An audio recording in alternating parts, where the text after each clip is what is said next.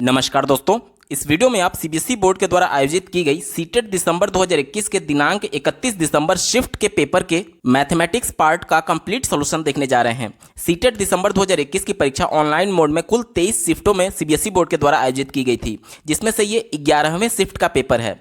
अगर आप 23 शिफ्ट के पेपर का और सभी सब्जेक्ट्स के पेपर का कंप्लीट सॉल्यूशन देखना चाहते हैं तो इस वीडियो के समाप्त होने के बाद से डिस्क्रिप्शन जरूर चेक करिएगा। 6 डेडिकेटेड प्लेलिस्ट का लिंक आपको मिलेगा और सब में आपको सभी शिफ्टों के पेपर वाइज अलग अलग और डेट वाइज अलग अलग पेपर का सॉल्यूशन दिया गया है। और अगर चैनल पर पहली बार विजिट कर रहे हैं तो इसको सब्सक्राइब करते हुए बेल आइकन को जरूर प्रेस कर लीजिएगा सीटेट, यूपी टेट और सुपर टेट की बेहतरीन तरीके से तैयारी करने के संदर्भ में।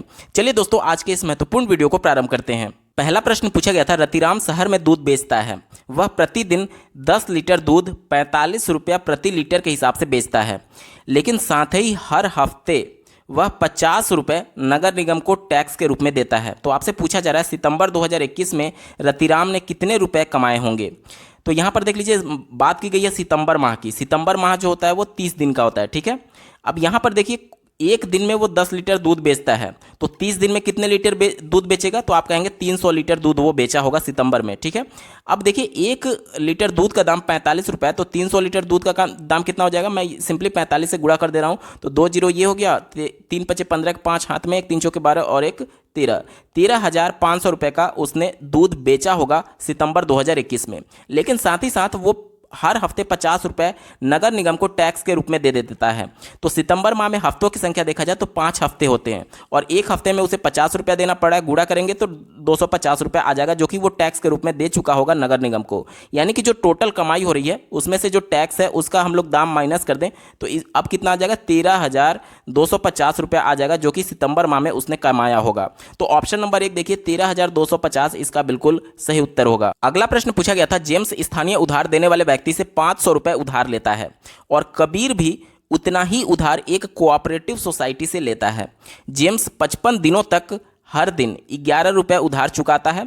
कबीर ने बैंक को 55 दिन के बाद 600 रुपए उधार चुकाया। दोनों की उधार 55 दिनों में समाप्त हो जाती है। किसने ज़्यादा राशि चुकाई और कितना ज़्यादा। तो यहाँ पर ध्यान देने वाली बात यह है कि कबीर ने जो टोटल उधार था एक ही बार में चुका दिया और 600 रुपये दिया था उसने 55 दिन के बाद। लेकिन जो जेम्स है वो रोज 11 रुपये दे रहा है और कितने दिन तक, 55 दिन तक दे रहा है। तो आपसे यही पूछा जा रहा है कि किसने ज़्यादा रकम चुकाई होगी। तो सबसे पहले यहाँ पर जैसे कबीर का तो पूरा दिया हुआ है, लेकिन यहाँ पर जेम्स का पूरा नहीं दिया कि कितना रुपया चुकाया। तो सबसे पहले जेम्स ने टोटल कितना अमाउंट दिया इसको ज्ञात कर लेते हैं और उसके बाद से डिफरेंस देख लेंगे कि किसका ज़्यादा आ रहा है। तो सबसे पहले हम लोग बात करेंगे जेम्स की। जेम्स ने देखिए 55 दिन तक 11 रुपया दिया, यानी कि हम लोग टोटल अमाउंट निकालने के लिए क्या करेंगे, 55 गुणे 11 कर देंगे। गुणा करेंगे तो देखिए 11 पचे 55 के 5 हाथ में 5, 11 पचे 55 और 5 605 हो जाएगा, ठीक है। यानी जेम्स ने कुल 605 दिए और कबीर का डायरेक्टली यहाँ पर दिया गया है कि 55 दिन के बाद उसने कितना रुपया दिया है, 600 रुपया दिया है। तो यहाँ पर किसका ज़्यादा है, देखिए जेम्स का ज़्यादा है, 5 रुपया ज़्यादा है। तो ऑप्शन में देखिए, प्रश्न में पूछा गया था किसने ज़्यादा राशि चुकाई, तो जेम्स ने ज़्यादा राशि चुकाई और कितना, तो कबीर से 5 रुपये ज़्यादा चुकाया था। ऑप्शन नंबर 2 इसका सही उत्तर होगा। अगला प्रश्न पूछा गया था, एक मिनी बस में अधिकतम 15 विद्यार्थी बैठ सकते हैं और उसके 3 गुना विद्यार्थी एक बड़ी बस में बैठ सकते हैं। 112 विद्यार्थी पिकनिक पर जाना चाहते हैं और प्रत्येक सीट पर एक विद्यार्थी बैठ सकता है। इसके लिए कम से कम कितने वाहनों की आवश्यकता होगी। तो यहाँ पर देख लीजिए, जो बस छोटी है, छोटी बस में विद्यार्थी कितने बैठ सकते हैं, 15। और जो बड़ी बस है इसमें कितने विद्यार्थी बैठ सकते हैं, इसमें बैठ सकते हैं इसका 3 गुना बोल रहा था छोटी बस का, यानी कि छोटी बस में 15 बैठ रहे हैं तो 15 गुणे 3 करेंगे तो कितना आ जाएगा, बड़ी बस में 45 विद्यार्थी बैठ सकते हैं। अब आपसे ये पूछ रहा है कि टोटल 112 विद्यार्थियों को पिकनिक पर जाना है, तो कौन सा वाहन विकल्प जो दिया गया है कि कितना मिनिमम वाहन आपको ले जाना होगा। तो हम लोग चौथे विकल्प से शुरू करते हैं। देखिए, कहा जा रहा है 4 मिनी बस, एक मिनी बस में 15 बैठ रहे हैं, यानी 4 मिनी बस में कितना हो जाएंगे, 60 प्लस एक बड़ी बस, एक बड़ी बस में 45 है, तो दोनों को जोड़ देंगे तो कितना आ जाएगा, 105 आ रहा है, जबकि टोटल विद्यार्थी 112 हैं। तो ये नहीं ले जाया जा सकता, यानी ये गलत हो गया, क्योंकि 112 विद्यार्थियों को बैठाना है जबकि सीट केवल 105 है। तीसरा विकल्प देखिए, 3 मिनी बस, एक मिनी बस में 15 आ रहे हैं तो 3 मिनी बस में कितना आ जाएंगे, 45, और एक बड़ी बस एक बड़ी बस में कितने आ रहे हैं 45, तो इन दोनों को जोड़ेंगे तो कितना आ रहा है 90 विद्यार्थी आ रहे हैं, केवल 90 बच्चे बैठ सकते हैं, जबकि टोटल बच्चों की संख्या 112 है, तो ये भी गलत हो गया। दूसरा देखिए एक मिनी बस में कितने बच्चे आ रहे हैं 15 आ रहे हैं, और दो बड़ी बस यानी कि एक बड़ी बस में 45 आ रहा है, तो दो में कितना आ जाएगा 90 आ जाएगा। इन दोनों को जोड़ेंगे तो आपका मान आएगा 105, जो कि टोटल विद्यार्थियों की संख्या से सीटों की संख्या कम है, 105 ही केवल सीट है और टोटल विद्यार्थी जाने हैं 112, तो ये भी आपका गलत हो गया। एक ही विकल्प बचा ऑप्शन नंबर 1, यही आपका सही जवाब हो जाएगा। देखिए क्या कहा जा रहा है, ऑप्शन नंबर 1 में कह रहा है कि 2 मिनी बस। अब देखिए एक मिनी बस में कितने बच्चे आ सकते हैं 15 आ सकते हैं, तो 2 में कितने आएंगे 30 आ जाएंगे, और प्लस 2 बड़ी बस, एक बड़ी बस में कितने आ रहे हैं 45, तो 2 बड़ी बस में कितने आ जाएंगे 45 गुणे 2 यानी कि 90, यानी कि टोटल सीटों की संख्या यहाँ पर कितनी हो गई 120 हो गई, और यहाँ पर बच्चों की संख्या 112 है। ठीक है, टोटल सीट 120 है और बच्चों की संख्या 112 है, तो यही आपका अप्रोप्रिएट होगा। ऑप्शन नंबर 1 इसका सही जवाब हो जाएगा, क्योंकि 112 बच्चों को जाना है और टोटल सीट हमारे पास 120 है। ऑप्शन नंबर 1 सही जवाब होगा। अगला प्रश्न पूछा गया था, एक धनात्मक पूर्णांक को एक परिपूर्ण संख्या को अंग्रेजी में परफेक्ट नंबर कहते हैं। परिपूर्ण संख्या कहा जाता है यदि उस संख्या को छोड़कर उसके सभी विभाजकों का योग संख्या के बराबर आता है। इसमें से कौन सी एक परिपूर्ण संख्या नहीं है, आपसे पूछा जा रहा है। इसका मतलब क्या हुआ, इसका मतलब ये हुआ कि मान लीजिए जो 6 है, ठीक है, तो 6 के जितने भी यहाँ पर विभाजक होंगे, 6 के विभाजक कौन कौन से होंगे, देखिए एक भी 6 जो है 1 से विभाजित होगा, 2 से विभाजित होगा, 3 से विभाजित होगा, उसके बाद से 6 से विभाजित होगा, यानी कि वो सभी संख्याएं जो 6 को पूरी तरीके से विभाजित कर देती हैं वो उसके विभाजक कहे जाते हैं। ठीक है, लेकिन प्रश्न में आपसे कहा जा रहा है कि उस संख्या को छोड़ करके, देखिए संख्या क्या थी 6 थी, तो उस संख्या को यानी कि 6 को आपको छोड़ देना है, स्किप कर देना है, जो संख्या रहेगी उस विभाजक को आपको छोड़ देना है। बाकी के विभाजकों को योग करने पर बाकी का विभाजक कौन सा बचा 3 + 2 यानी 5 + 1 यानी कि 6, विभाजकों को जोड़ने पर जो योग आ रहा है वो संख्या के बराबर आता है। देखिए 6 यहां पर भी आ रहा है और संख्या भी 6 था, तो ये परफेक्ट नंबर का उदाहरण हो गया 6। ठीक है, तो यही पूछा जा रहा है कि इन चारों विकल्पों में से कौन सी ऐसी संख्या है जो कि परफेक्ट नंबर का उदाहरण नहीं है। तो देखिए 6 हमने अभी देखा कि ये परफेक्ट नंबर है, तो ये आपका उत्तर नहीं होगा। 48 की अगर बात करें, देखिए 48 का क्या क्या यहाँ पर विभाजक हो सकता है, तो 48 का आप देखेंगे तो पहले 1 से विभाजित होगा, ठीक है, उसके बाद से देखिए 2 से विभाजित होगा, उसके बाद से 3 से विभाजित होगा, 4 से विभाजित होगा, 5 से नहीं होगा, 6 से होगा, उसके बाद से 8 से होगा, उसके बाद से 12 से होगा, उसके बाद से 16 से होगा, उसके बाद से 24 से होगा और अंत में 48 से होगा। लेकिन 48 आपको नहीं लेना है। क्यों नहीं लेना है? क्योंकि परफेक्ट नंबर की डिफिनेशन ही ये कहती है कि जो संख्या है उस संख्या को आपको लेना ही नहीं है, उसे छोड़ देना है। ठीक है, तो अब इन सभी संख्याओं को जोड़ने पर क्या हमें 48 मिलेगा? नहीं मिलेगा। देखिए 24, 16, 40 हो गया, 40 और 12 यहाँ पर जोड़ेंगे तो इतना ही में 52 हो जा रहा है, यानी कि 48 से ज़्यादा हो जा रहा है, यानी कि ये परफेक्ट नंबर का उदाहरण नहीं है। आपका उत्तर 48 ही सही हो जाएगा। मैं आपको और कंफर्म करके दिखाता हूं। देखिए ऑप्शन नंबर 3 की अगर बात करें, देखिए 28 जो दिया गया है, तो इसके विभाजक क्या क्या होंगे? इसके विभाजक हो जाएंगे, 1 हो जाएगा इसका विभाजक, 2 हो जाएगा, उसके बाद से 3 नहीं होगा, 4 हो जाएगा, उसके बाद से 7 हो जाएगा, उसके बाद से 14 हो जाएगा और अंत में 28 हो जाएगा। तो 28 आपको नहीं लेना है, क्योंकि जो संख्या है वो संख्या विभाजक के रूप में आपको नहीं लेना है। प्रश्न में भी दिया गया है ये पूर्ण एक तरीके से जो परिपूर्ण संख्या होती है यानी परफेक्ट नंबर, उसका ही डिफिनेशन कहता है कि जो संख्या है उसका वो विभाजक के तौर पर आपको नहीं लेना है। अब जो विभाजक बच गई इसको जोड़ेंगे। देखिए 14 में 7 जोड़ेंगे तो 21 आ जाएगा, 21 में 4 जोड़ेंगे तो 25 आ जाएगा, 25 में 2 जोड़ेंगे तो 26 आ जाएगा, 25 में 2 जोड़ेंगे तो 27 आ जाएगा और एक 28, यानी कि जो शेष विभाजक हैं उनका योग उस संख्या के बराबर आ रहा है। तो ये परफेक्ट नंबर का उदाहरण है। चूंकि ये उदाहरण है इस वजह से आपका उत्तर नहीं होगा। और 496 भी आप इसी विधि से करके देखेंगे तो ये भी परफेक्ट नंबर का उदाहरण है, तो आपका ये उत्तर नहीं होगा क्योंकि नहीं आपसे पूछा गया था। तो एक ही ऑप्शन नंबर 2 48 ऐसी संख्या है जो कि परफेक्ट नंबर का उदाहरण नहीं है, यानी कि इसके सभी विभाजकों को जोड़ने पर 48 संख्या नहीं आ रही है। तो यही आपका उत्तर हो जाएगा, ऑप्शन नंबर 2 सही जवाब होगा। अगला प्रश्न पूछा गया था, निम्नलिखित कथनों पर विचार करें और दिए गए स्टेटमेंट में से सही कथन का आपको चयन करना है।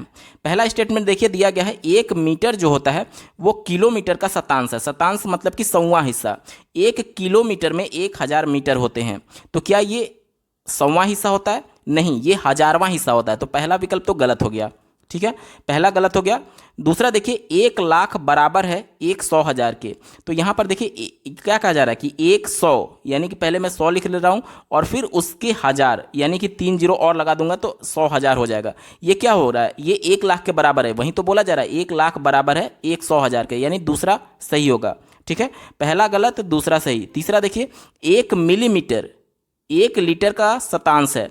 1 मिलीलीटर जो होता है वो 1 लीटर में 1,000 मिलीलीटर होता है। ठीक है, तो यहाँ पर क्या कह रहा है, शतांश है यानी कि 100वां हिस्सा कहा जा रहा है, जो कि विकल्प गलत है, आपका उत्तर नहीं होगा।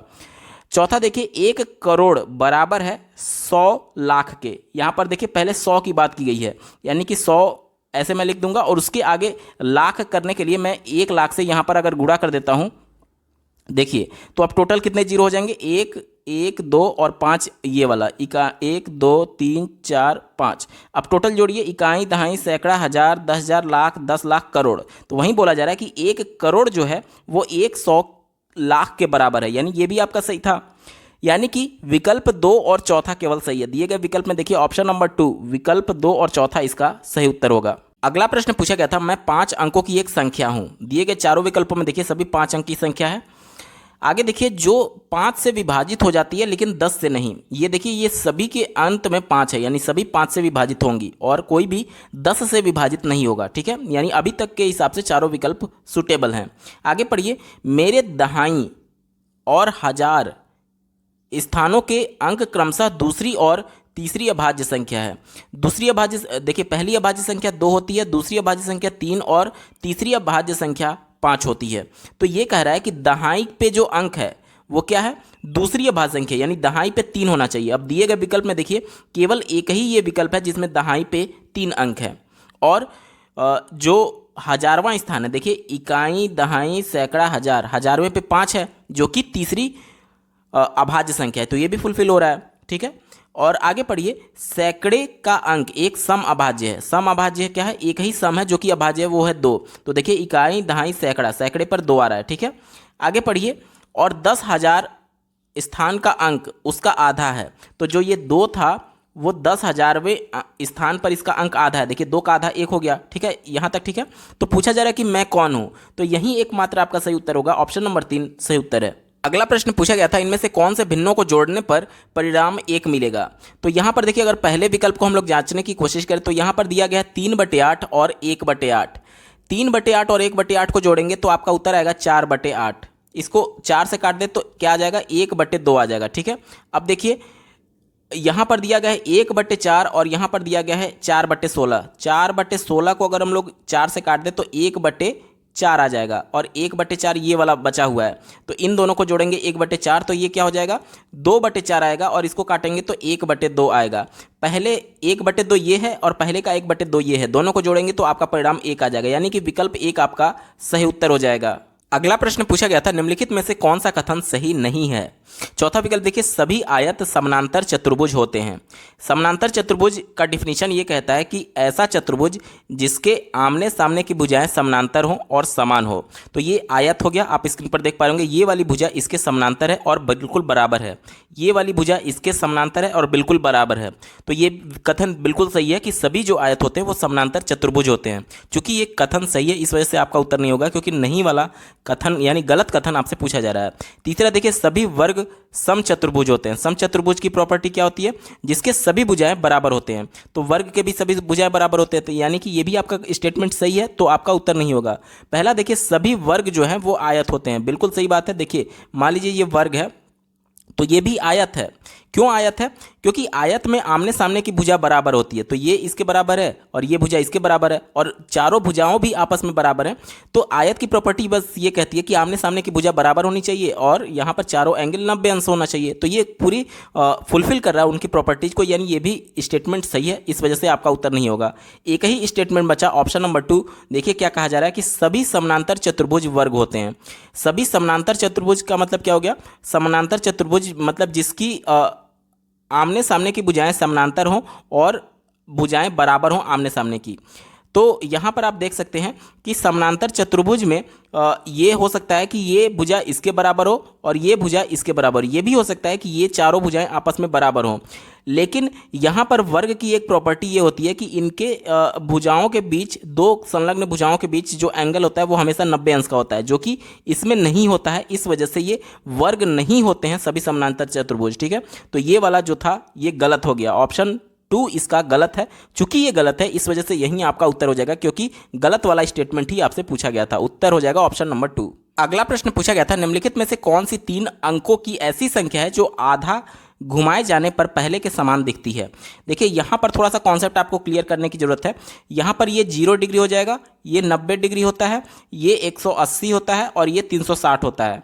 आधा कहने का मतलब कि ये देखिए ये 180 डिग्री घुमाने की बात कर रहा है। जो चारों विकल्प दिए गए हैं इन सबको 180 डिग्री घुमा दिया जाए तो पूछा जा रहा है कि कौन सा पहले के समान ही दिखेगा। ठीक है, तो यहाँ पर देखिए 180 डिग्री जब इसको घुमाएंगे, जैसे यहाँ पर देखिए 696 है, जब इसको घुमा रहे होंगे तो ये वाला अंक जो है यहाँ पर आ जाएगा। और चूंकि ये घूम रहा है इस वजह से ये आपको 9 दिखने लगेगा, जो 6 है। ठीक है, और जो 9 है वो 6 दिखेगा और 6 जो है वो 9 दिखेगा। तो क्या ये वाला पहले के समान है? आप कहेंगे नहीं है, तो ये हमारा उत्तर नहीं होगा। इसी प्रकार से दूसरा देखिए 881 दिया गया है, तो ये इसकी जगह पे आ जाएगा, यानी 1 हो जाएगा। फिर उसके बाद से ये वाला अंतिम जगह पे चला जाएगा, यानी 8 हो जाएगा और बीच वाला 8 रहेगा। तो क्या 188 881 के समान है? आप कहेंगे नहीं, तो आपका उत्तर नहीं होगा। तीसरा देखिए 444 दिया गया है। 444 को जब आप इसको ऐसे रोटेट कर रहे होंगे तो ये देखिए ये उल्टा 4 हो जाएगा, मतलब कुछ इस प्रकार से हो जाएगा, और ये भी 4 हो जाएगा, लेकिन ये इसके समान नहीं है, इस वजह से आपका उत्तर नहीं होगा। एक ही विकल्प बचा, ऑप्शन नंबर 4 देखिए 808 808। जब इसको रोटेट करेंगे तो ये उल्टा घूम करके जब आ रहा होगा तो भी ये देखिए ऊपर एक 0 है और नीचे एक 0 है, इसको कैसे भी घुमाएंगे तो ये 8 ही रहेगा, क्योंकि 180 अंश घुमाने का मतलब क्या है?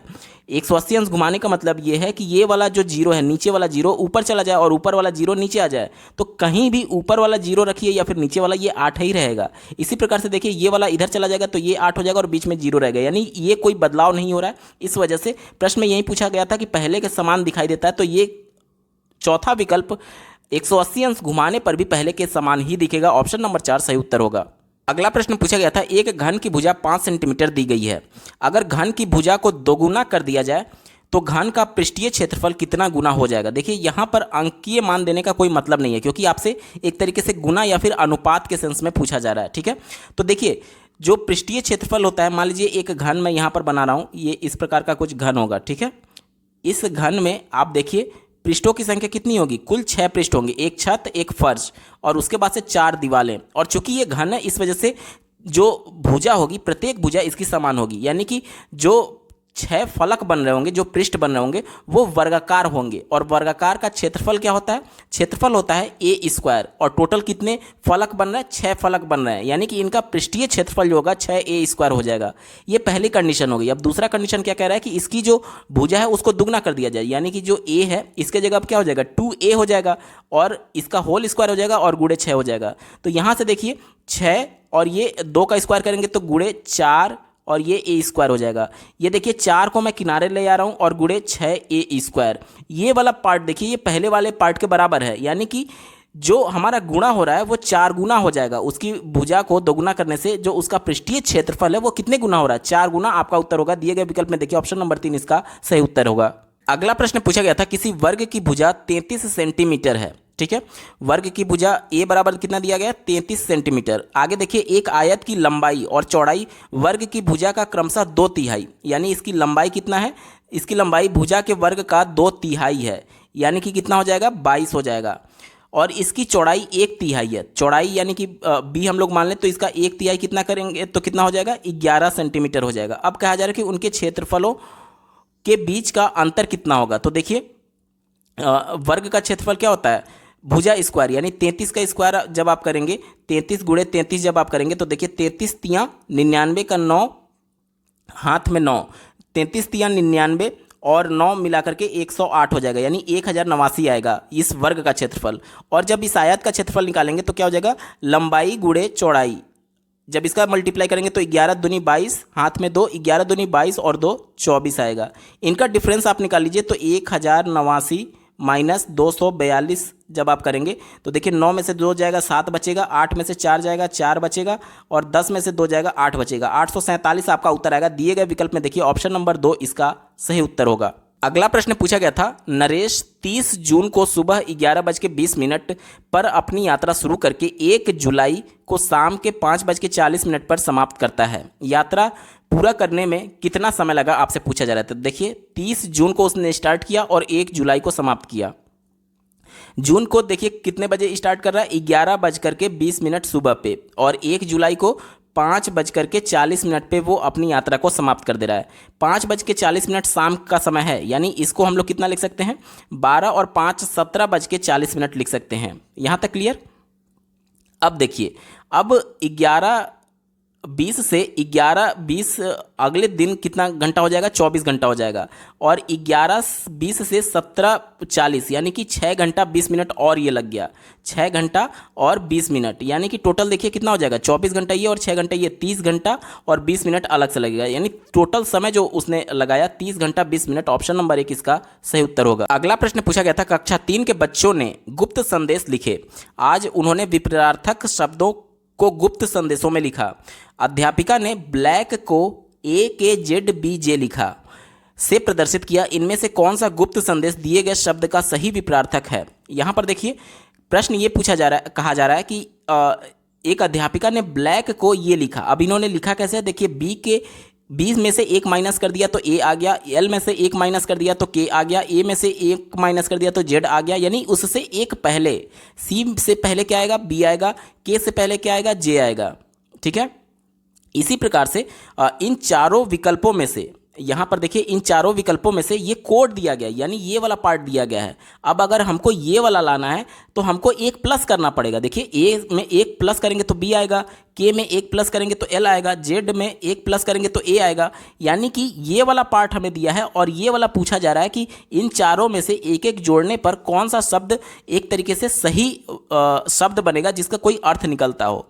तो यहाँ पर अगर देखिए दूसरे ऑप्शन को हम लोग ले लें तो देखिए वी का 1 जोड़ेंगे तो UVW आएगा। ठीक है, जी के बाद H आता है, H के बाद I आता है, S के बाद T आता है और D के बाद E आता है। तो देखिए वाइट बन रहा है, यही आपका सही शब्द है जिसका कुछ अर्थ निकलता है। तो ऑप्शन नंबर 2 इसका बिल्कुल सही जवाब हो जाएगा।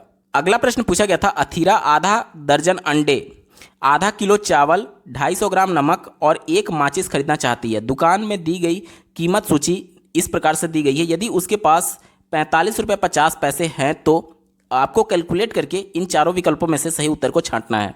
देखिए सबसे पहले उसने आधा दर्जन अंडे खरीदे हैं, तो अंडा जो है वो एक अंडे का दाम 4 रुपये है, तो आधा दर्जन में 6 अंडे आएंगे, यानी कि अंडे का कुल दाम कितना हो जाएगा, 24 रुपया हो जाएगा, 4 गुणे 6। ठीक है, उसके बाद से देखिए आधा किलो चावल उसने खरीदा है, चावल 32 रुपये किलो है, तो आधा किलो का कितना हो जाएगा, 16 रुपया हो जाएगा। ठीक है, इसके बाद से देखिए 250 ग्राम नमक उसने खरीदा है। नमक देखिए, नमक जो है 16 रुपये प्रति किलोग्राम है और 250 ग्राम का यानी कि 4 रुपया होगा।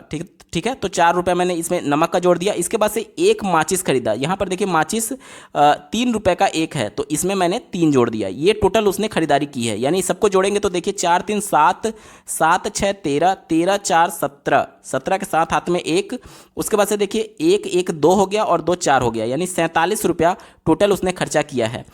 अब ये कहा जा रहा है कि यदि उसके पास 45 रुपया और 50 पैसा है, तो अब देखिए 47 रुपये का खर्चा किया है और 45 रुपये 50 पैसा है, यानी कि 1.5 रुपये उसके पास कम है। ठीक है, तो यहाँ पर देखिए उसे सभी वस्तुएं खरीदने के लिए 1.5 रुपये जोड़ने होंगे। ऑप्शन 1 इसका बिल्कुल सही जवाब हो जाएगा। अगला प्रश्न पूछा गया था, रेखा ने अपने जन्मदिन पर केक खरीदा और अपने 5 दोस्तों को बुलाया।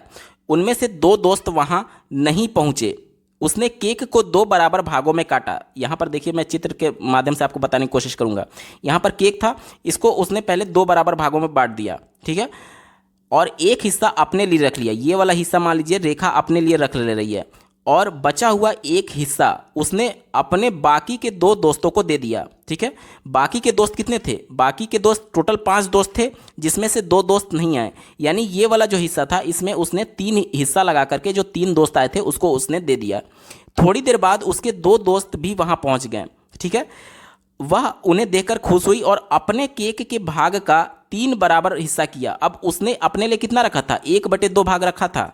अब कह रहा है कि इस 1/2 का उसने 3 बराबर भागों में कर दिया, यानी इसमें हम लोग 3 से भाग दे देंगे। 3 से भाग देंगे तो क्या उत्तर आ जाएगा, 1/6 उत्तर आ जाएगा। यानी प्रत्येक दोस्त को, जो बाद में 2 दोस्त आए और रेखा खुद मिला करके प्रत्येक लोग को 1/6 हिस्सा मिला। तो यही आपसे पूछा जा रहा है कि उसने पूरे केक का कितना भाग खाया, तो उसने पूरे केक का 1/6 भाग खाया था। ऑप्शन नंबर 3 यहां पर देखिए 1/6 सही उत्तर हो जाएगा। अगला प्रश्न पूछा गया था, निम्नलिखित में से कौन सा डिन्स के सिद्धांत का नियम नहीं है। तो डिन्स ब्लॉक सिंपली इस प्रकार के स्क्वायर छोटे छोटे बॉक्स होते हैं, जिसको जोड़ करके एक के ऊपर एक जोड़ करके गणितीय संक्रियाओं को, छोटे छोटे गणितीय संक्रियाओं को बच्चों को सिखाया जाता है।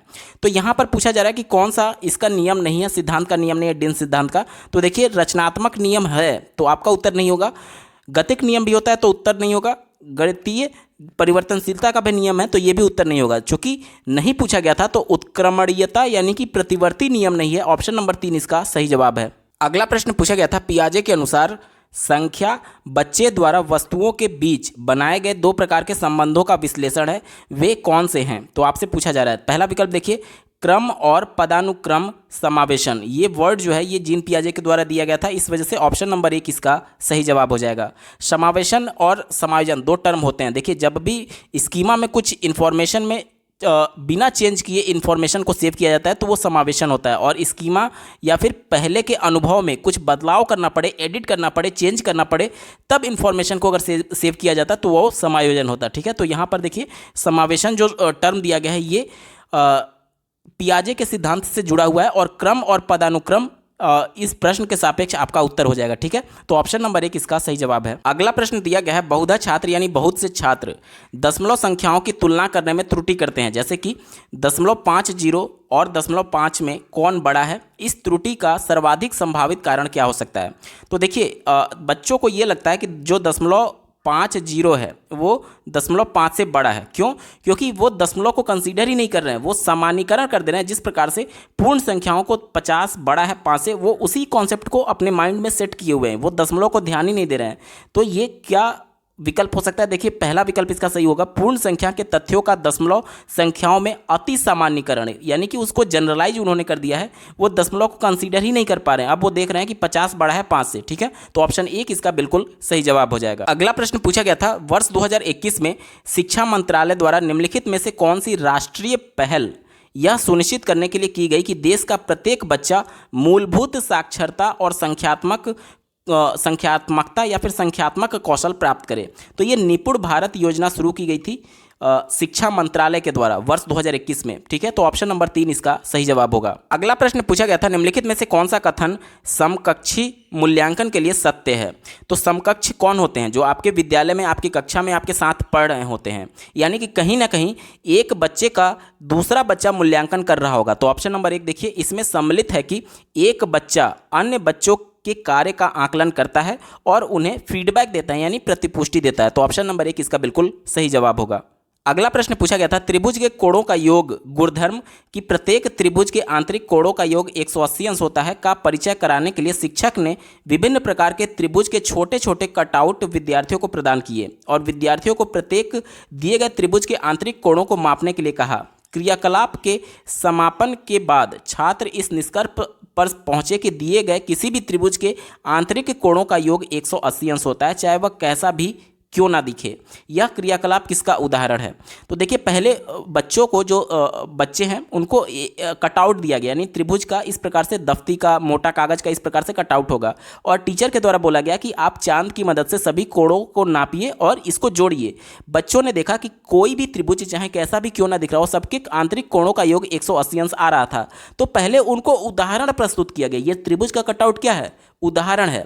उदाहरण से वो नियम की तरफ गए, यानी कि उदाहरण से नियम की तरफ जाना क्या कहलाता है? आगमनात्मक विधि कहलाता है। ठीक है, याद रखिएगा, नियम से अगर उदाहरण की तरफ जाता, मतलब बच्चे को पहले ये बता दिया जाता कि त्रिभुज के तीनों कोणों का, अंतः कोणों का योग 180 अंश होता है, उसके बाद अगर ये कटआउट दिया जाता तो ये निगमनात्मक नियम विधि होता है, यानी पहले नियम बताया गया उसके बाद उदाहरण दिया गया। लेकिन प्रश्न क्या कह रहा है कि पहले प्रश्न को पहले प्रश्न में ये कहा जा रहा है कि पहले उनको कटआउट दिया गया और उसके बाद से त्रिभुज के कोणों को जोड़ करके बताने के लिए कहा गया। तो ये विधि पहले उदाहरण दी गई और उसके बाद से नियम बताया गया। तो ये आगमनात्मक विधि होगा, ऑप्शन नंबर 2 सही उत्तर है। अगला प्रश्न पूछा गया था नेहा घटाने की एक समस्या, जिसमें 673 में से 257 घटाने के लिए कहा गया।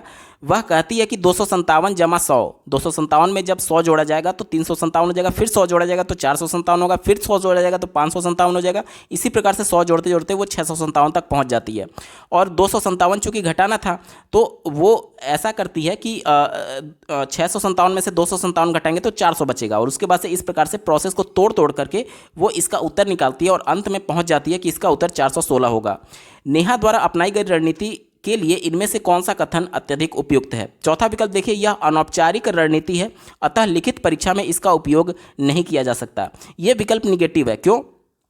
क्योंकि बच्चे को प्रोसेस समझ में आ रहा है, भले ही वो किसी भी विधि का उपयोग कर रही हो। देखिए आज जो शिक्षा की बात की जाती है, अनौपचारिक शिक्षा की भी बात की जा रही है, यानी बच्चा सिर्फ विद्यालय में नहीं सीख रहा है, अपने परिवेश में भी सीख रहा है। जब वो घर पर हो रहा होता है तब भी सीख रहा होता है। तो अनौपचारिक और औपचारिक दोनों शिक्षा महत्वपूर्ण है। तो यहाँ पर यह कहा जा रहा है कि परीक्षा में इसका उपयोग नहीं किया जा सकता, तो ये निगेटिव था, आपका उत्तर नहीं होगा। यहाँ पर उत्तर बच्चा सही निकाल रहा है, ये महत्वपूर्ण है, भले ही किसी विधि के द्वारा निकाल रहा है। ठीक है। तीसरा देखिए, नेहा अनावश्यक रूप से जमा की संकल्पना को घटा की समस्या हल करने में मिश्रित कर रही है। देखिए यहाँ पर वो एक तरीके से अनुमान के तौर पर इस प्रकार के प्रश्नों को लगा रही है, और जब आप कंपटीशन लेवल की तैयारी करेंगे तो इसी प्रकार एक तरीके से अनुमान लगा करके प्रश्नों को जल्दी सॉल्व किया जाता है। तो ये कहा जा रहा है कि उसको मिश्रित कर रही है। तो ये तो और अच्छी चीज़ है कि उसकी संकल्पनात्मक समझ, जो उसकी थिंकिंग है, वो ब्रॉड हो रही है। तो ये तो पॉजिटिव था, लेकिन इसे निगेटिव सेंस में दिखाया गया, इस वजह से आपका उत्तर नहीं होगा। ठीक है। दूसरा देखिए, नेहा घटा की औपचारिक कलन विधि नहीं जानती है। अगर घटाना नहीं जानती तो फिर वो अंतिम में उत्तर कैसे निकाल पा रही है? क्योंकि यहाँ तक उसने सही किया, यहाँ तक तो उसने जोड़ किया था 657 तक, और 657 में से जब 257 उसने घटाया तो 400 उसको उत्तर प्राप्त हुआ। तो जब वो घटाना नहीं जानती तो ये उत्तर आता कैसे? तो ये तो विकल्प बिल्कुल ही गलत है। एक ही विकल्प बचा, ऑप्शन नंबर 1। यह दर्शाता है कि नेहा अपने स्वयं की कलन विधि को विकसित करने में योग और व्याकरण की अपनी संकल्पनात्मक समझ का उपयोग कर रही है। तो ये विकल्प बिल्कुल सही है, क्योंकि आज राष्ट्रीय शिक्षा नीति 2020 की बात करें या फिर एनसीएफ 2005 की बात करें, दोनों ये कहता है कि बच्चों को अपने ज्ञान की रचना स्वयं करने के लिए अवसर देना होगा। तो यहाँ पर उसने अपने स्वयं के ज्ञान की रचना कर ली है, और स्वयं के माध्यम से वो माइनस वाले यानी घटाने वाले प्रश्नों को योग और व्याकरण की अपनी संकल्पनात्मक समझ के हिसाब से सॉल्व कर रही है। तो ये अप्रोप्रिएट है और यही आपका उत्तर हो जाएगा। ऑप्शन नंबर 1 सही जवाब है। अगला प्रश्न पूछा गया था, निम्नलिखित में से कौन सा एक रचनात्मक गणित की कक्षा का लक्षण है? रचनात्मक मतलब कि बच्चे अपने ज्ञान की रचना स्वयं कर रहे होंगे। तो पहला देखिए, बच्चे श्यामपट्ट से उत्तरों को नकल करके लिख रहे हैं। तो यहाँ पर नकल करके लिखने से क्या बच्चा कॉन्सेप्ट समझ रहा है? नहीं समझ रहा है, ये निगेटिव था, आपका उत्तर नहीं होगा। दूसरा देखिए, बच्चे पहाड़ों को ऊंचे स्वर में कविता की तरह गा रहे हैं, ये भी निगेटिव है। तीसरा देखिए, बच्चे अर्थपूर्ण गतिविधियों में व्यस्त हैं, तो ये बिल्कुल पॉजिटिव है, यहीं आपका उत्तर होगा। चौथा देखिए, अध्यापक एक दी गई समस्या को हल करने की विधि को समझा रहा है। तो यहाँ पर देखिए टीचर के द्वारा समझाया जा रहा है, तो यहाँ पर कोई भी रचना नहीं हो रही है, तो ये भी निगेटिव हो जाएगा। देखिए, बच्चे अर्थपूर्ण गतिविधि में व्यस्त हैं। जब किसी गतिविधि में बच्चे व्यस्त रहते हैं तो अपने ज्ञान की रचना स्वयं कर रहे होते हैं। क्यों? क्योंकि वह उसमें एक्टिवली पार्टिसिपेट कर रहे हैं, और चूंकि वो उनके इंटरेस्ट का पार्ट था, इस वजह से वो इंटरनली मोटिवेट भी होंगे, और इसका सही उत्तर हो जाएगा विकल्प नंबर 3। अगला प्रश्न पूछा गया था, निम्नलिखित में से कौन सा क्रियाकलाप कक्षा 3 के छात्रों में समस्या समाधान की प्रतिभा को विकसित करता है? पहला देखिए, कहा जा रहा है कि एक वर्ग पहेली जिसमें सभी मूल शब्दों जैसे सम संख्या, विषम संख्या, भाजक संख्या, अभाज्य संख्या आदि के लिए संकेत दिए गए हों। यहाँ पर देखिए समस्या को समाधान करना है, यानी प्रॉब्लम को सॉल्व करना है, प्रश्न को हल करना है। तो यहाँ पर जो वर्ग पहेली दी गई है, इसमें केवल सम संख्या, विषम संख्या, भाज्य संख्या और अभाज्य संख्या के संकेत मात्र दिए गए हैं। तो यहाँ से कोई न्यूमेरिकल सॉल्व करने की बात नहीं हो रही है, तो ये आपका निगेटिव था, उत्तर नहीं होगा।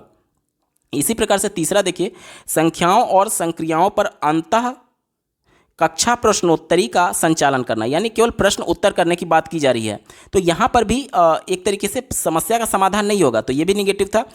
चौथा देखिए, चार आधारभूत संक्रिया क्या है? जोड़, घटाना, गुणा, भाग आधारित समस्याओं को औपचारिक एल्गोरिदम के उपयोग से सुलझाने पर कार्यपत्रिका देना। कार्यपत्रिका यानी कि असाइनमेंट देने की बात की जा रही है, एक तरीके से होमवर्क देने की बात की जा रही है, ठीक है, वर्कशीट के सेंस में है। तो ये भी आपका निगेटिव है। क्यों निगेटिव है? क्योंकि यहाँ पर उसमें समस्या समाधान की जो प्रतिभा है उसको विकसित नहीं किया जा सकता है। तो ये आपका निगेटिव हो गया। एक ही विकल्प बचा, देखिए एक क्रियाकलाप। देखिए क्रियाकलाप जहां भी आएगा वो पॉजिटिव सेंस में होता है। क्यों? क्योंकि बच्चे क्रियाकलाप जब कर रहे होंगे तो एक्टिवली पार्टिसिपेट लेते हैं उसमें, और जब वो बच्चे इंटरनली मोटिवेट होंगे तो निश्चित तौर पर उसमें रुचि उत्पन्न होगी, जिससे उनका जो समस्या समाधान का प्रोसेस है वो एक तरीके से अर्थपूर्ण होता है, ठीक है, जिसमें विद्यार्थी समूहों में कार्य कर रहे हैं और 2 अंकों के गुणन के विभिन्न आयामों को खोज रहे हैं। तो देखिए ये सबसे ज़्यादा पॉजिटिव था। क्यों पॉजिटिव है? यहाँ पर इतने ज़्यादा पॉजिटिव आपको इंडिकेशन मिल रहे हैं कि यही आपका उत्तर होगा, चीख चीख के आपको बता रहा है। देखिए एक तो क्रियाकलाप की वो एक्टिवली पार्टिसिपेट किया, दूसरा वो समूहों में कार्य कर रहा है। जीन पियाज माफ करिएगा, लेव वाइगोत्स्की ने बताया था कि बच्चे समूहों में रहकर ही सीखते हैं, यानी सामाजिक अंतःक्रिया के माध्यम से सीखते हैं। तो ये भी उनका लेव वाइगोत्स्की का सिद्धांत आ गया। इसके बाद से देखिए खोज करना, अन्वेषण करना, एनसीएफ 2005 और राष्ट्रीय शिक्षा नीति 2020 दोनों खोज करने पर जोर देते हैं। तो ये सबसे ज्यादा पॉजिटिव था और यही आपका उत्तर हो जाएगा। ऑप्शन नंबर 2 सही जवाब है। अगला प्रश्न पूछा गया था, गणित के एक अच्छे प्रश्न के लिए इनमें से कौन सा अभीष्ट लक्षण है? चौथा विकल्प देखिए, जो पाठ्य पुस्तक में दिया गया है प्रश्न उससे मिलता जुलता समान होना चाहिए। यह विकल्प निगेटिव है। देखिए गणित की संकल्पनाओं को समझाना है, तो केवल गणित में दिए गए प्रश्नों के आधार पर और उसके समान प्रश्नों को नहीं हल कराना है, बल्कि बच्चों में संकल्पनात्मक समझ विकसित करने के लिए आप किसी भी तरीके से खुले प्रश्न, खुले सिरे वाले प्रश्नों पर भी जोर देना चाहिए। तो ये निगेटिव था, क्योंकि किताब तक आपको सीमित कर रहा है, इस वजह से निगेटिव था, आपका उत्तर नहीं होगा। तीसरा विकल्प देखिए, प्रश्नों में सभी संदर्भात्मक स्थितियों से रहित होना चाहिए। एनसीएफ 2005 ये कहता है कि बच्चों का परिवेश से जोड़ करके ही उसको शिक्षा देनी है, और ये क्या कह रहा है? संदर्भात्मक, यानी कि उसका परिवेश से रहित, यानी कि उसके परिवेश को अलग करने की बात कर रहा है औपचारिक शिक्षा से। तो ये निगेटिव था, आपका उत्तर नहीं होगा। दूसरा देखिए, प्रश्न बंद सिरे वाले होना चाहिए। बंद सिरे वाले प्रश्न कहने का मतलब क्या हुआ? जैसे कि टीचर अगर ये पूछे कि 2 + 2 इसका उत्तर क्या होगा, तो प्रत्येक बच्चे का जवाब कॉमन आएगा कि 4 इसका उत्तर होगा। क्यों? क्योंकि इसका उत्तर 4 ही, एक ही केवल उत्तर होगा। लेकिन अगर मैं आपसे ये बोलूं कि 2 संख्याओं के ऐसे जोड़े निकालिए जिनका योग 36 है, तो ऐसे कई उत्तर निकल सकते हैं। तो ये वाला जो प्रश्न है ये खुले सिरे वाला प्रश्न है, और ये वाला जो प्रश्न है वो बंद सिरे वाला प्रश्न है। अब आप खुद सोच कर बताइए कि इस वाले प्रश्न में बच्चे को खोज करने का ज़्यादा मौका मिलेगा या फिर इस वाले प्रश्न में। जाहिर सी बात है आप कहेंगे कि इस वाले प्रश्न में, यानी कि खुले सिरे वाले प्रश्नों में अन्वेषण करने, खोज करने, अपने आप को एक्सप्रेस करने का ज़्यादा बच्चों को मौका मिल रहा है। तो ये पॉजिटिव सेंस में होता है खुले सिरे वाला, और ये वाला निगेटिव सेंस में होता है बंद सिरे वाला। ठीक है, यहाँ तक क्लियर? तो यहाँ पर जो दूसरा विकल्प दिया गया था कि प्रश्न हमेशा बंद सिरे वाला होना चाहिए, जिससे अध्यापक विद्यार्थियों की कापियों का मूल्यांकन आसानी से कर सके, तो ये क्या हो गया? निगेटिव सेंस में हो गया। इस वजह से ये आपका उत्तर नहीं होगा। एक ही विकल्प बचा, ऑप्शन नंबर 1। देखिए, प्रश्न में तथ्य या कार्यविधि के स्मरण या प्रतिकृति से अधिक अपेक्षित होना चाहिए। अपेक्षित कहने का मतलब कि इसको अंग्रेजी में अगर मैं ट्रांसलेट करूं तो हो जाएगा, the question should require more than the recall और रेप्लिकेशन ऑफ द फैक्ट और प्रोसीजर, यानी कि जो स्मरण करने से ज़्यादा होना चाहिए। स्मरण करने से ज़्यादा मतलब क्या? कि आप केवल बच्चों को रटने जैसी चीज़ों पर जोर ना दीजिए, उसको जो प्रोसीजर है उसको रटने की बात ना करिए, तथ्य है उसको रटने की बात ना करिए, बल्कि उससे ज़्यादा होना चाहिए। ज़्यादा इस सेंस में कि उसको अपने तरह से खोज करने का आप अवसर दीजिए, ना कि रटने पर जोर दीजिए। तो ये सबसे पॉजिटिव सेंस में था और यही आपका उत्तर हो जाएगा। ऑप्शन नंबर 1 सही जवाब है। अगला प्रश्न पूछा गया था, प्राथमिक स्तर पर बच्चे दी गई आकृतियों को उनकी दिखावट के आधार पर वर्गीकृत करने में समर्थ हैं। वैन हिल के ज्यामितीय तर्क के चरणों के अनुसार वे कौन से चरण पर हैं? तो देखिए यहाँ पर देख करके वो वर्गीकृत कर पा रहे हैं, यानी कि दृश्यीकरण चरण पर अभी वो हैं। ऑप्शन नंबर 2 इसका सही जवाब होगा। अगला प्रश्न पूछा गया था, एक विद्यार्थी योग की समस्या को निम्नलिखित विधि से हल करता है।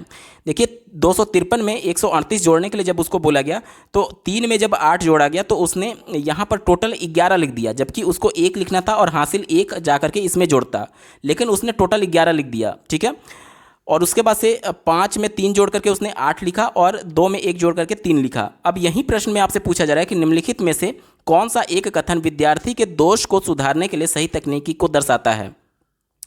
देखिए यहाँ पर समस्या क्या हो रही है, यहाँ पर समस्या ये हो रही है कि जो स्थानीय मान है, क्योंकि यहाँ पर हम लोग इकाई की बात करें, जैसे कि इस संख्या को अगर आप देखेंगे तो ये भी इकाई है, ये भी इकाई है, तो जो हमारा 11 अंक आ रहा है इसमें इकाई क्या है, इकाई ये वाला अंक है केवल एक, और ये वाला जो है ये दहाई का है, तो इसको कायदे से जाकर के इस दहाई वाले अंक में जुड़ना चाहिए था, लेकिन वो इकाई वाले में ही टोटल उसने लिख दिया।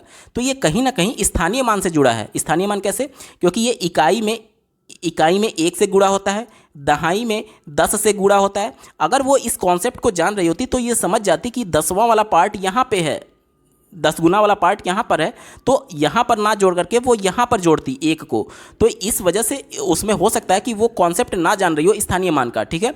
तो अब इसके आधार पर आपको उत्तर देना है, ठीक है, क्योंकि यहाँ पर प्रश्न पूछा जा रहा है कि दोष को सुधारने के लिए सही तकनीक को दर्शाता है। तो पहला दिया गया है उसी प्रश्न को बार बार दोहराएं। देखिए बच्चे को प्रश्न आ नहीं रहा है, उसने कॉन्सेप्ट सीखा नहीं है, बार बार जब आप दोहराएंगे तो जाहिर सी बात है वही गलती तो बार बार वो दोहरा रही होगी, तो ये निगेटिव सेंस में था, आपका उत्तर नहीं होगा। दूसरा देखिए छात्र को सही उत्तर दें। अब देखिए आप तो सही उत्तर बता देंगे उसको, लेकिन उसने कॉन्सेप्ट सीखा नहीं है। जब अगली बार आप जोड़ देंगे तो फिर वो या तो रट करके उसको आंसर करेगी या तो फिर वो गलती कर देगी, तो ये भी निगेटिव सेंस में था, आपका उत्तर नहीं होगा। चौथा देखिए अभ्यास के लिए समान प्रकार की समस्या दें। जब कॉन्सेप्ट सीखा ही नहीं है तो बार बार इस समस्या को दे करके क्या उसका कॉन्सेप्ट सही किया जा सकता है, नहीं किया जा सकता है, क्योंकि वो कॉन्सेप्ट सीखी ही नहीं है, तो ये भी निगेटिव था, आपका उत्तर नहीं होगा। एक ही विकल्प बचा ऑप्शन नंबर 3 देखिए डीन्स ब्लॉक का उपयोग करके स्थानीय मान की अवधारणा को सुदृढ़ करें। ये प्रश्न स्थानीय मान से जुड़ा हुआ है, तो सबसे पहले स्थानीय मान पर फोकस करना होगा, उसके बाद ही अगर आप प्रयास करेंगे, प्रश्नों को देकर के अभ्यास करेंगे, तब उसका जो अधिगम होगा वो अर्थपूर्ण होगा और वो भविष्य में जाकर के इस प्रकार की गलती नहीं दोहरा रही होगी। तो ऑप्शन नंबर 3 पॉजिटिव था और यही आपका उत्तर हो जाएगा। अगला प्रश्न पूछा गया था प्राइमरी गणित की अध्यापिका विद्यार्थियों से रूलर, जिसे पैमाना बोलते हैं, इंच पटरी आप बोलते हैं, निकालने के लिए कहती है क्योंकि वह लंबाई का मापन प्रकरण पढ़ाने वाली है। विद्यार्थी यह शब्द सुनकर के उलझन में पड़ जाते हैं कि वे किस प्रकार किसी राजा रानी को निकाल सकते हैं। देखिए रूलर मतलब कि रूल करने वाला, यानी कि राजा रानी के सेंस में भी आता है, ठीक है।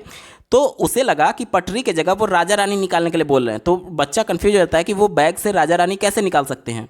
गणित के अध्यापिका को कक्षा में अक्सर इस प्रकार की स्थितियों का सामना करना पड़ता है। शब्दावली की यह अस्पष्टता इसलिए हुई क्योंकि शब्द रूलर एक उदाहरण है। किसका उदाहरण है आपसे पूछा जा रहा है, तो ये उदाहरण है सम नाम शब्द का, यानी कि जो रूलर जो राज करने वाले हैं, जो राजा रानी हैं जो राज करते हैं उसको भी रूलर बोलते हैं, और जो इंच पटरी है उसको भी रूलर बोला जा रहा है। तो ये सम नाम शब्द का अस्पष्टता है, इस वजह से ये गलती हो रही है। ऑप्शन नंबर 2 यहाँ पर सही जवाब हो जाएगा। अगला प्रश्न पूछा गया था कौन सी दो संख्याओं को विभाजित करने पर भागफल 4 होगा। इस प्रकार के प्रश्न कैसे हैं आपसे पूछा जा रहा है। तो देखिए इसके कई उत्तर हो सकते हैं, जैसे कि देखिए कोई बच्चा ऐसे अंक निकाल रहा होगा कि 8 में अगर हम लोग 2 से भाग दें तो भागफल 4 आएगा। कोई बच्चा ये निकाल रहा होगा कि 16 में अगर हम लोग 4 से भाग दें तो इसका भागफल 4 आ रहा होगा। कोई बच्चा ये भी कह सकता है कि अगर हम लोग 20 में 5 से भाग दें तो भागफल यहाँ पर 4 आ रहा होगा। यानी अनगिनत उत्तर हो सकते हैं, एक से ज़्यादा उत्तर हो सकते हैं। तो जब भी किसी प्रश्न के एक से ज़्यादा उत्तर होते हैं तो वो मुक्त सिरे वाला प्रश्न होता है। दिए गए विकल्प में देखिए ऑप्शन नंबर 2 सही जवाब हो जाएगा। मुक्त सिरे वाले होने के कारण अपसारी चिंतन यानी कि सृजनात्मक चिंतन को बढ़ावा देते हैं। ऑप्शन 2 इसका सही जवाब होगा। दोस्तों हम लोग पेपर के बिल्कुल अंतिम पड़ाव में आ चुके हैं। अभी तक का ये वीडियो आपको कैसा लगा कमेंट के माध्यम से जरूर बताइएगा, क्योंकि आपका एक कमेंट मुझे मोटिवेट करेगा ऐसे ही महत्वपूर्ण वीडियो लाने के संदर्भ में। इस पेपर का अंतिम प्रश्न पूछा गया था राष्ट्रीय पाठ्यचर्या रूपरेखा 2005 यानी एनसीएफ 2005 के कथनों में से एक दृष्टिकोण है सभी के लिए गणित। इस दृष्टिकोण को निम्न में से कौन सा कथन अत्यंत उपयुक्त से दर्शाता है। यानी कि ये जो स्टेटमेंट है सभी के लिए गणित, इसका मतलब क्या है आपसे पूछा जा रहा है। देखिए समाज में जो एक जेंडर रूढ़िवादिता बनी हुई है कि लड़कियां गणित कम पढ़ती हैं, तो इसी को काउंटर करने के लिए ये स्टेटमेंट दिया गया था कि सभी के लिए गणित। तो ऑप्शन नंबर 2 देखिए गणित शिक्षण और अधिगम लिंग जाति कौशल के आधार पर भेदभाव से मुक्त होना चाहिए। तो ये दूसरा विकल्प बिल्कुल सही है और यही आपका सही जवाब हो जाएगा। दोस्तों ये पेपर पूरा सॉल्व हो चुका है। आपको ये वीडियो कैसा लगा कमेंट के माध्यम से जरूर बताइएगा। साथ ही सीटेट दिसंबर 2021 के 2300 शिफ्टों के पेपर का कंप्लीट सोल्यूशन देखने के लिए इस वीडियो का डिस्क्रिप्शन जरूर चेक करिएगा। और अगर चैनल पर पहली बार विजिट कर रहे हैं तो इसको सब्सक्राइब करते हुए बेल आइकन को जरूर प्रेस कर लीजिएगा सीटेट, यूपी टेट और सुपर टेट की बेहतरीन तरीके से तैयारी करने के संदर्भ में। इस वीडियो को देखने के लिए आपका बहुत बहुत धन्यवाद। भगवान करे आपका दिन शुभ हो।